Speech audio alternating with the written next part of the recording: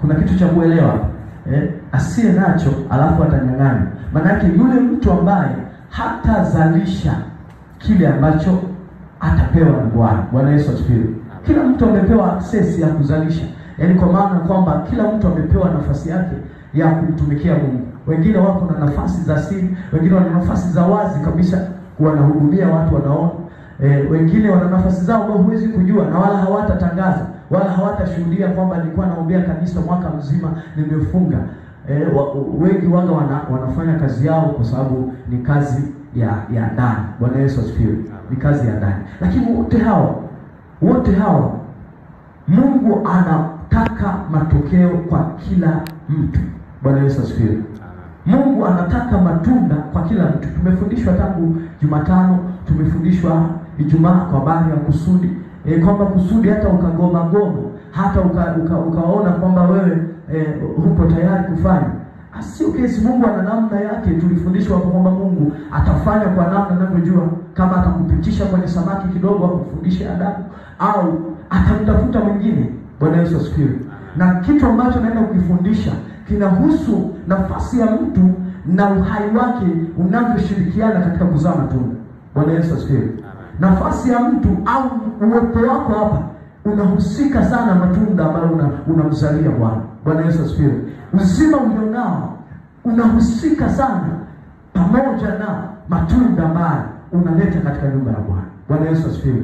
Kwa unaweza kaona kawaida kwa sababu huambiwi hiki kwa sababu kweli. Lakini kuna wakati mjadala umeendelea. Mungu akiangalia anaona matunda mengi katika gari.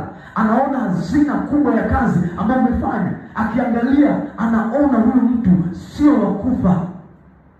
Bwana Yesu asifiwe. Akiona matunda ambayo anayapata kwako. Na kikawaida hata mkulima mti ambao unazaa sana huwa unahudumiwa sana. Amen. Kikawaida tu.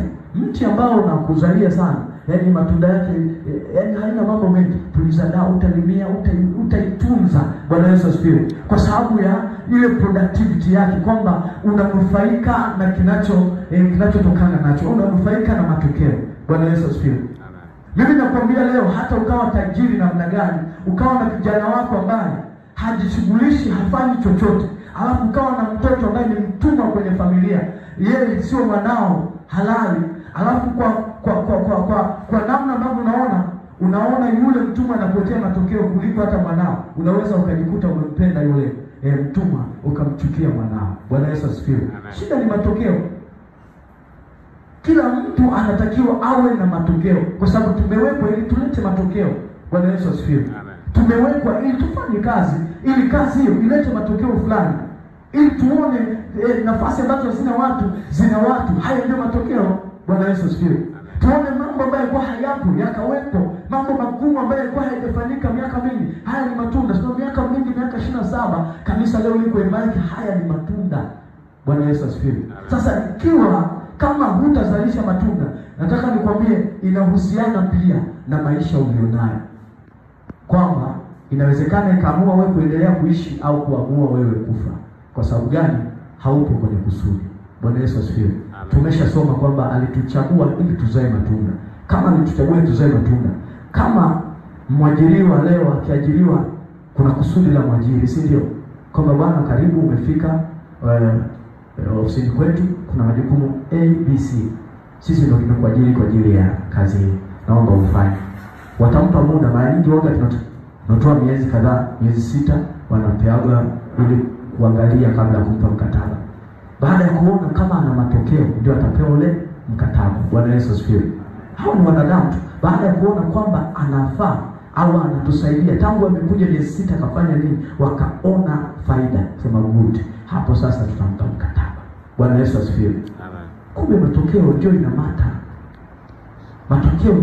Sasa matokeo yawe katika uzuri, kwa sababu makanisani wao tunao pia matokeo mabaya. Ikiwa humo tunaweza tukawa na matokeo mabaya. Sasa ikiwa ni point ambayo nitakufundisha, ikiwa hakuna unachozalisha, hakuna faida ya kuishi. Ikiwa hakuna unachozalisha, yani kwamba wewe upo tu, hakuna faida ya kuishi. Na ninaposema hivi, anayehusika kwenye kuishi kwako ni Mungu. Maana yake Mungu akiangalia hana maana ya kuendelea kukulinda. Na hii tutasoma katika Mathayo, tutasoma katika, naomba tusome Luka kwanza. Luka 13. Alafu tutakuja tusome vitabu vingine. Luka 13, tusome mstari wa 6. Mstari wa 6 na wa 9. 6 hadi 9. Mstari wa 6 anasema, akanena mfano huu. Mtu mmoja alikuwa na mtini umepandwa katika shamba lake la mzabibu. Akaenda akitafuta matunda juu yake asipate.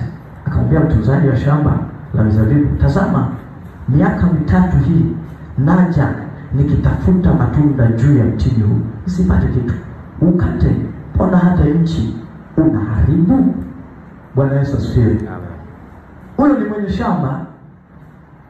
Alifika shambani na inaonyesha mwendelezo wa yeye kutembelea shamba lake. Bwana Yesu asifiwe. Kila mwaka alikuwa akitembelea shamba lake. Nasema miaka 3 hii sasa. Hiyo ni mwaka wa 3. Kila nikija nikitafuta sioni chochote. Bwana Yesu asifiwe. Shamba ni kubwa na miti ni mingi, lakini kamti kamoja kamependeza, kapo vizuri, kamenawiri, lakini hakana matunda. Bwana Yesu asifiwe. Sasa mwenye shamba, achana na mtunzaji wa shamba, akaivumilia. Akaenda, akarudi tena. Akaangalia, labda mwakani. Akaenda tena, akarudi, akaona vile vile. Sasa labda mwakani. Ulipofika mwaka wa 3, akaona mti ule wala tumaini ambalo ameliwekea wala halipo. Bwana Yesu asifiwe.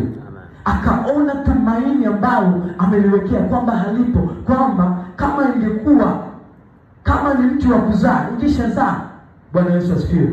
Kama ni mti wa kuzaa kwa hali iliyona na kwa muda ambao umekaa hapa shambani, tungeshaanza kula matunda. Lakini si hamna matunda. Akamuita mtunza shamba, bwana njoo. Sasa huu mti mimi nimeutembelea mara kadhaa hapa, na huu ni mwaka wa 3. Hakuna chochote. Sasa naomba ukate. Akaagiza ukate. Unaona? Akasema kwa sababu anasema hata ardhi unaharibu. Bwana Yesu asifiwe. Tuachana na kunawiri na kushamiri kwake, tuachana na kustawi kwake, anaona hasara, haoni faida. Bwana Yesu asifiwe. Kwamba tumelimia muda mrefu, tumepulizia dawa, tumehudumia kwa muda mrefu, lakini wapi? Hakuna matunda. Ukate, maana unaharibu hata ardhi. Bwana Yesu asifiwe. Sasa kuna neema ambayo watu wengi wanaipata hapa. Hiyo neema ya mtunza shamba, kwamba hebu naomba tafadhali, kwa sababu mimi nimetabika nao sana. Mimi ninajua gharama ya kukaa karibu na mti, kuhudumia. Naomba nisikilize angalau tutoe nafasi nyingine kwa mti huu. Endapo haitazaa, basi nimenyosha mikono, ukatwe. Bwana Yesu asifiwe. Sasa mimi ninachotaka muelewe kanisa, ndugu zangu, watu wa Mungu, hii haikuwa semina ya kilimo, wala haihusiani na shamba kwamba tukachukue kama maarifa ya kutumia shambani. Kama yatakusaidia unaweza kuchukua, lakini hii ilikuwa ni mfano wa kutujenga sisi kama wanadamu. Muelewe kwamba mtu anapokuwa Mungu amemchagua na kumweka sehemu, Mungu anategemea matokeo.